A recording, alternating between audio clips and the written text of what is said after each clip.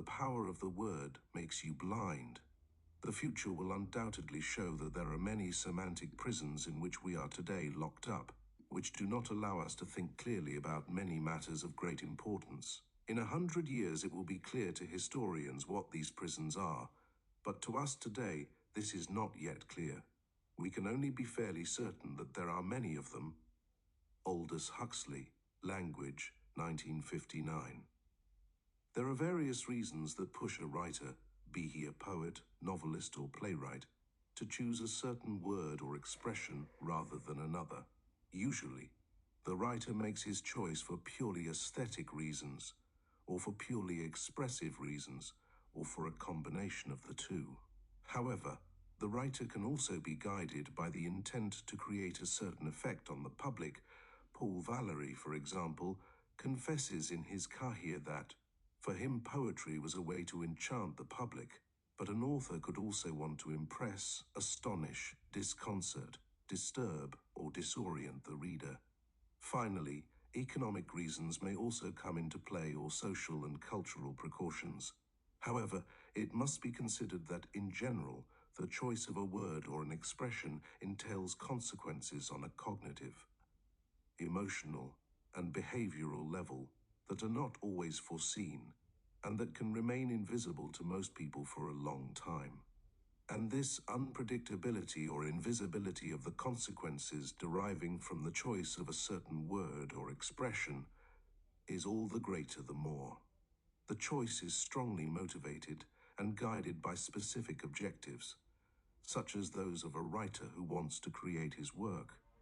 The theory of the learnable, which Luca Magni, Ahlam Al-Harbi, and I have been developing in recent years starting from an original idea of Luca's, identifies with and groups under the concept of cone of shadow all those cases of invisibility or cognitive, perceptive, emotional, and behavioral blindness that derive from the use of words.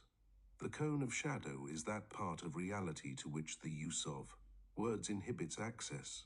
In very general terms, words allow us to focus, see, perceive, think about, imagine, remember, and act on and with a certain thing. However, at the same time, words cast a cone of shadow on other things, temporarily inhibiting, hiding, and concealing their visibility, thinkability, and imaginability. Among the effects of the cone of shadow, particularly relevant and surprising for the considerations we are making here on the use of words, is the extreme selectivity with which it can act, an effect that also implies a high degree of cognitive, perceptual, emotional, and behavioral impenetrability. From a very general point of view, the cone of shadow cast by words can be extensive, more or less circumscribed, more or less clearly delineated, and more or less dense and impenetrable depending on various factors, such as the complexity, typology, and idiomatic nature of the linguistic constructions in which the words are used.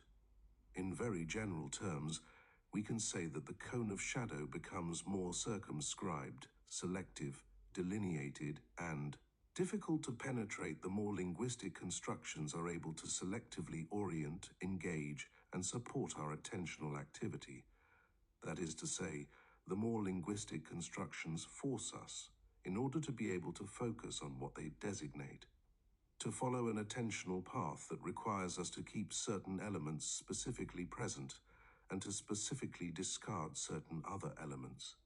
Examples of linguistic constructions that satisfy these criteria well are slogans, metaphors, and similes, even more so when they have been lexicalized.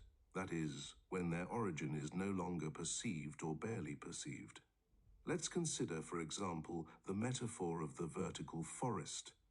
This metaphor was coined to identify the residential complex of 2 tower blocks located in the center of Milan that was designed by the Boé studio with the intent of increasing, through the vertical densification of greenery, the plant and animal biodiversity of the Lombard capital, reducing urban sprawl, and mitigating the effects on the climate. The metaphor is very effective in showing us how useful and pleasant, unexpected green spaces can be created in cities, but it is equally effective in selectively diverting our attention, especially from that particular aspect of reality that the horizontal concreting desertification, necessary for the construction of the residential complex, has prevented from being realized, namely the public gardens and parks that could have been built there for the benefit of the community. I remind those who don't know that the vertical forest residential complex in Milan is exclusively accessible to those wealthy private individuals who can afford to spend more than 10,000 euros per square meter to buy an apartment and more than 1,500 euros per month in condominium fees.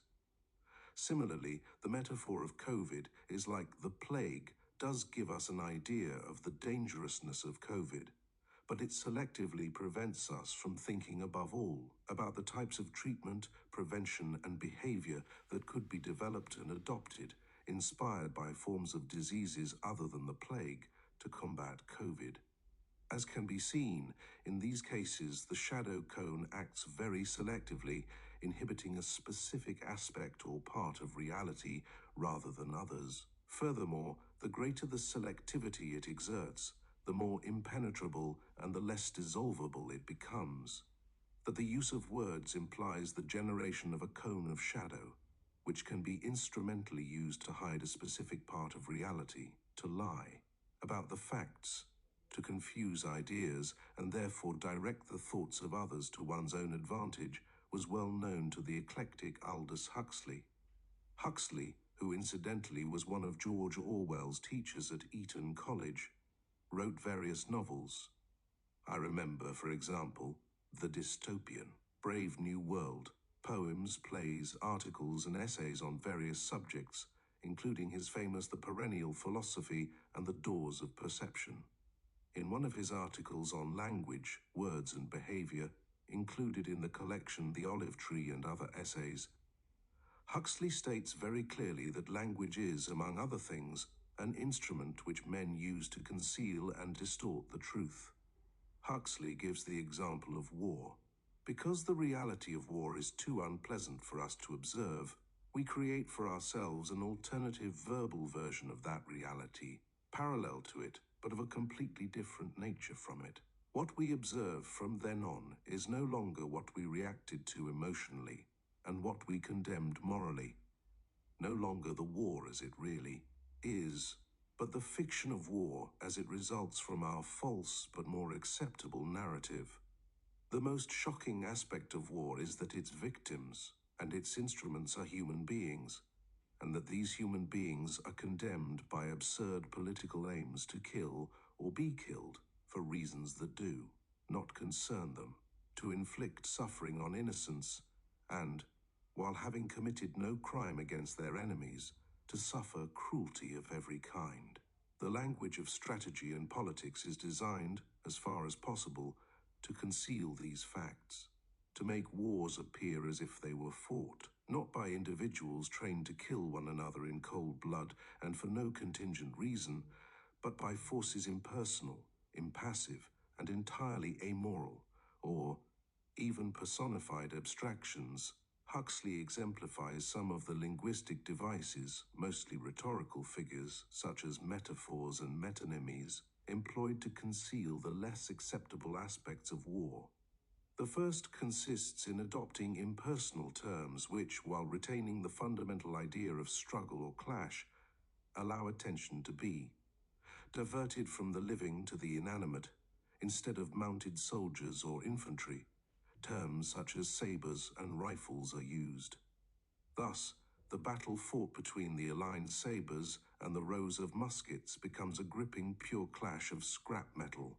The second linguistic means consists of personifying the parties and the opposing sides. There is the enemy, in the singular, who establishes his plans and inflicts his blows. Personification can achieve at least two results.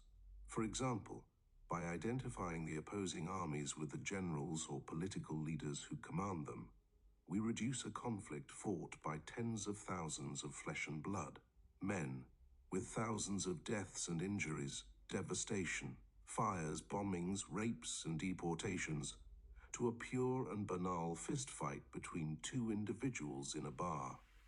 Personification, moreover, by assigning to a collectivity of different men, be it a nation, an army, an ethnic group, a religious group, or something else, the characteristics of a single individual allows us to channel and direct our emotions and passions more effectively. It is, in fact, easier to hate or love a well-defined person than an indistinct group of people. A third linguistic means that allows the less pleasant aspects of war to be hidden, consists in adopting metaphors that resort to technical terms borrowed from various scientific and technological disciplines. Setting fire, bombing, and using deadly gases on defenseless civilians can then become the useful work of pest control of the farmer who destroys the hornets in their nest. An expression like war of attrition refers to the artisanal operation of polishing lenses, thus preventing the mind from meeting the reality of torn flesh and rotting bodies. Talking about manpower and firepower allows strategists, generals, and historians to transform themselves into expert engineers who discuss the resistance of materials and the distribution of forces. We protect our minds with an elaborate system of abstractions, ambiguities, metaphors, and similes from those realities we do not want. To know, we lie to ourselves in order to be able to use the excuse of ignorance and the alibi of stupidity and misunderstanding, which allow us to continue to commit and tolerate the most atrocious crimes while keeping our consciences clear. Here, then, is the moral importance that, according to Huxley, the use of language has. In a fictional world of personified symbols and abstractions, rulers discover that they can govern more effectively, and the ruled. That they can satisfy instincts that the conventions of good manners and the imperatives of morality require to be repressed. Knowing how to think correctly is the condition for knowing how to behave correctly. It is also a moral act. Those who know how to think correctly also know how to resist strong temptations. The examples we have considered so far have shown us how the meaning of words determines that cognitive, perceptual, emotional, and behavioral blindness that we have defined as the cone of shadow. However, it should be noted that the cone of shadow can also be determined by linguistic factors other than the meaning of words. One of these is, for example, the grammatical class to which the words belong. That is, whether a word is a noun rather than a verb, an adjective, or some other class. As Bryan, Master, et al.'s experiments demonstrate, children between the ages of 3 and 6 are more willing to help adults with household chores when they are addressed as helpers rather than when they are asked to help. Asking them to take on the role of helper leads to an almost 30% increase in their willingness to help, compared to simply asking them to help. As Berger notes, changing a verb into a noun transforms what was previously just an action into something deeper. Now, picking up objects is not just helping, it is an opportunity to claim a desired identity, an opportunity to prove to myself and maybe to someone else that I am a good person, that I am part of this desirable group. Conversely, when nouns refer to socially undesirable or negative behaviors, they tend to inhibit identification with those behaviors more strongly than other grammatical classes. In experiments designed by Bryan, Adams, and others, participants were asked to think of a number from 1 to 10 without revealing it to the experimenter. After they thought of the number, they were told that they would receive $5 if the number was even, otherwise nothing. They were then asked to disclose the number they had thought of and were paid as promised. The experimenters warned participants not to cheat, using either a noun or a verb. Please don't cheat, please. Don't cheat. Despite this warning, the experimental conditions were such that participants could behave dishonestly without being discovered. They could, in fact, declare that they had thought of a number that entitled them to receive the money, even if this was not the case. The experiments clearly demonstrated that participants who had been told not to cheat had claimed significantly larger sums than participants who had been told not to be cheaters. This clearly shows that nouns are more effective than verbs. In defining an individual's identity, the cheater condition made it more difficult for participants to ignore the implications of unethical and undesirable behavior. The results of these experiments can be explained by considering the specific function that each grammatical class performs and that distinguishes one grammatical class from the others. To talk about this, however, I must first briefly introduce the term affordances. Affordances is a technical term coined by the psychologist James J. Gibson, which can be paraphrased as possibility of action, invitation to use, or potentiality of use. It indicates the possibilities of action, which can manifest itself both as an opportunity and as an obstacle, that a given thing offers to an agent to satisfy his or her needs.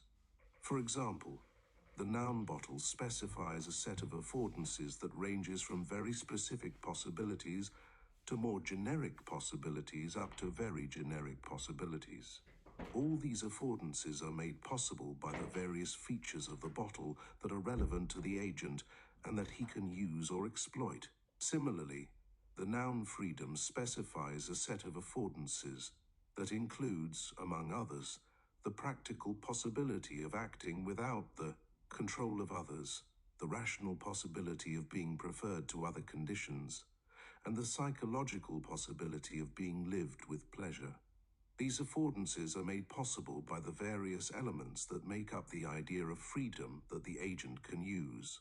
Returning to the specific functions performed by the various grammatical classes, we can state that nouns perform the specific function of identifying and defining a given thing through the set of affordances that are conventionally attributed to that thing in an intersubjective way. The other grammatical classes perform other functions. Verbs, for example, direct our attention to the processes that are caused or favored by one or some affordances of a given thing, while adjectives have the function of identifying only one or a limited number of affordances of a given thing, specifying the characteristics of the thing that makes such affordances possible.